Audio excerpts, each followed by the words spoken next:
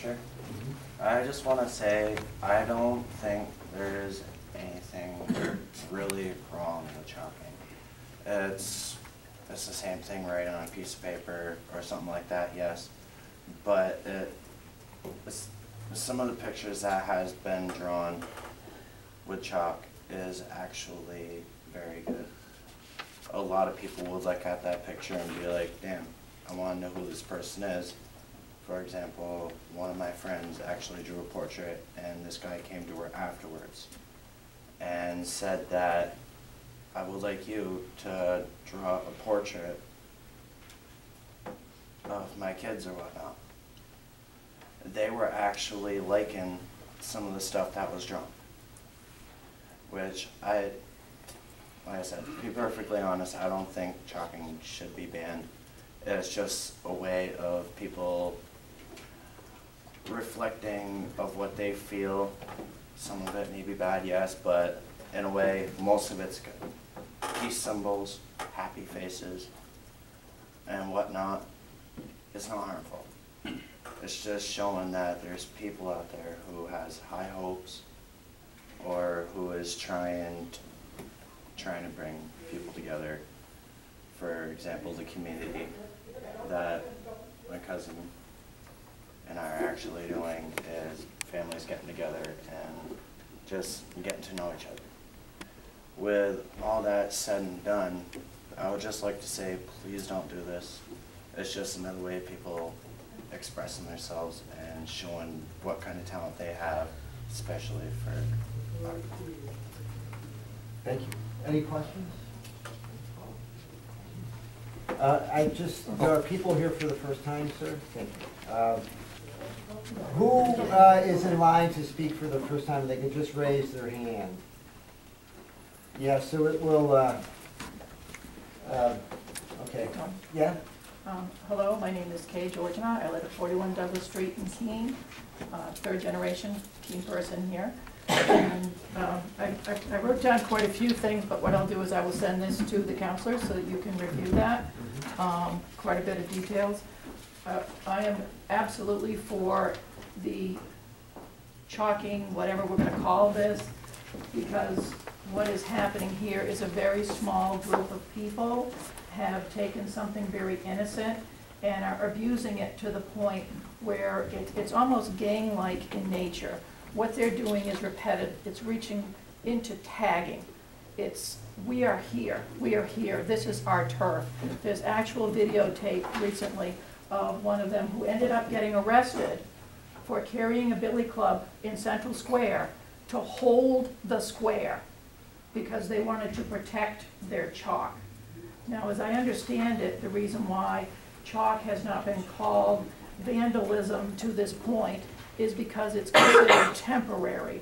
Well, if you're allowed to protect it, and if you're allowed to bully people who want to clean it, if you're allowed to sprawl yourself out on the sidewalk and block the sidewalk for hours and hours at end while you create something, and there's even been incidents of people sitting in chairs to protect their chalk, that's not temporary.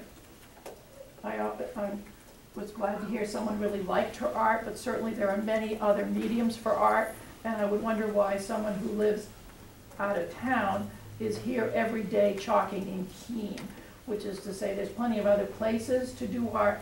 We have a wonderful community here. It's beautiful. It's a historic district, and I would really like to say it. I'd like to see it preserved that way. I really think Randy Filio did a great job in what he had to say about this, and the reference to New York City, taking care of the little things. We now have panhandlers on the street in Keene, as well as, if people aren't aware, the chalking group is affiliated directly with the people that also Robin Hood and the AKPF or whatever is Aqua Keene Parking Force. It's done to mark the streets. It's done to let the parking people know we're out here. It's a form of intimidation.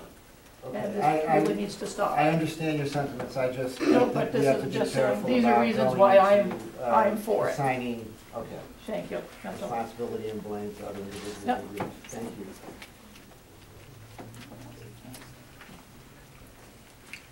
My name's Mary Kate Sheridan. I live in Keene. I just think the chalking, for the most part, looks tacky. when I took it upon myself to clean the square, I deliberately left Mariah's artwork alone. I did think that she was creating art. I washed away what I considered to be propaganda and anything that I found offensive. And I was approached, followed, filmed. Someone got up in my face and intimidated me. And yes, I felt like my freedom was being restricted. But basically, there were 3 or 4 different groups of people that came and took pictures in front of the fountain while we were painting the gazebo this weekend. I haven't seen any out-of-towners wanting to have their picture taken in front of chalk on the sidewalk. That's all. Thank you.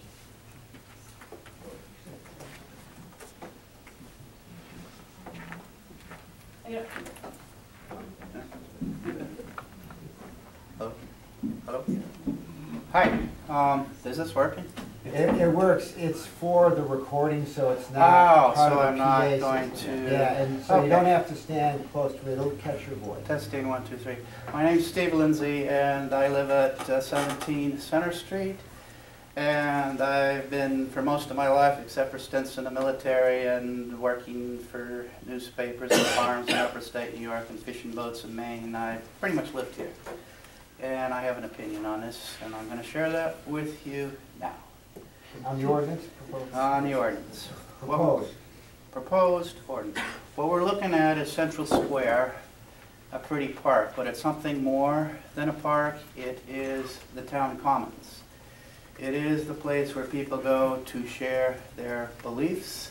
Perhaps the Minutemen that marched to Bunker Hill before stopping off at the Wyman Tavern for some beer, they were probably mustered right here. Maybe during the resistance to President John Adams' Alien and Sedition Acts, people went into the square. That's where you go, to the square. Shays Rebellion, other times people have come into the square. In my time, the anti-war people were in the square protesting the Vietnam War.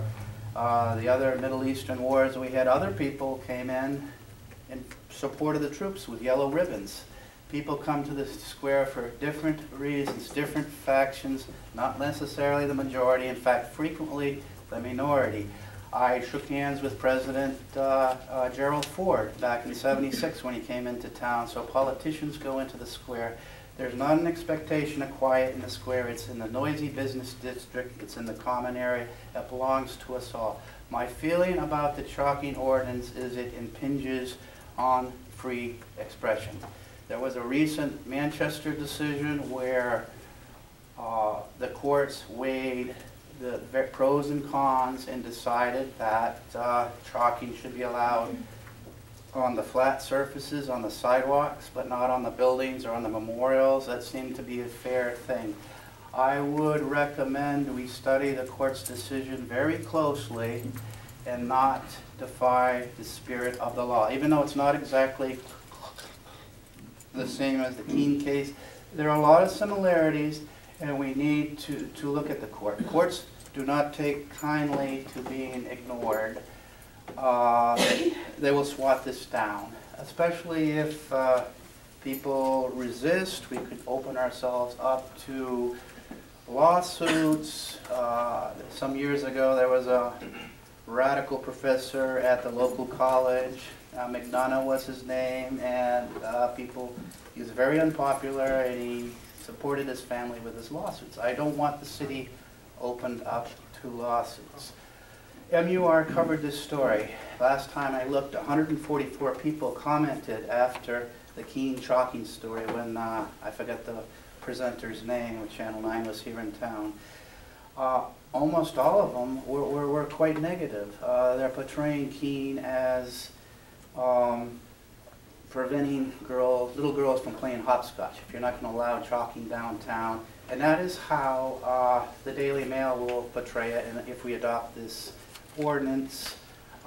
We've been in the news a lot lately on the front page of the Times, other newspapers about various things, not just our pumpkin number, which we're very proud of, but for various things like Bearcats, Robin Hooders. I would like to see the city not get a name, another black eye, as being seen as blue nosers, as like the way Boston used to be back in the 30s and 40s, very closed, blinkered, with blinders on. This is Central Square, but it's our town common, and we need to keep it open for expression. We don't like the expression sometimes, okay, but then when you start, there's a great danger when you start to curtail, whether you're going to close the park at 9 p.m., whether you're going to keep people from doing artwork the minute you start censoring art. People have been gathering in that squares for years. The yellow ribbon people, the juggalos, whoever, people we didn't like, some people we did like. Sometimes it's the veterans with the flags. Sometimes it's the yellow ribbon people. Sometimes it's the people that don't like the war. But all kinds of people gather in that square, and they should continually, as long as they respect each other. There are remedies for people who are libeled with the chalk. There are civil remedies, and there, but just to have a blanket prohibition against chalking will open us up to ridicule, and it hurts the precepts of an open democratic society where ideas rise and fall on their relative merit. So please keep the park open for everyone, even those we don't much like. Please let, as someone once said, this too shall pass. Let's not swat flies with sledgehammers, because we can do a lot of damage. Thank you, panel, for listening to me. Thank you. Thanks. Thanks. Sir? Hi, my name is Zach Lockman. I live on Robbins Road down by the high school, and I'm the... In Keene? Yep. Yes. And I'm the intern for the city clerk for the summer.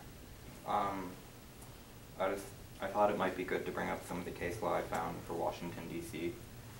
For their defacement ordinance, which the language reads, "It shall be unlawful for any person or persons willfully and wantonly to disfigure, cut, chip, cover, or rub, or otherwise place filth or excrement to write, mark, or print obscene or indecent figures representing obscene objects upon to write, mark, draw, or paint, without the consent of the owner or proprietor, or, in the case of public property, or of the person having charge, custody, or control thereof, any word, sign, or figure upon any property, public or private, building, statue, monument,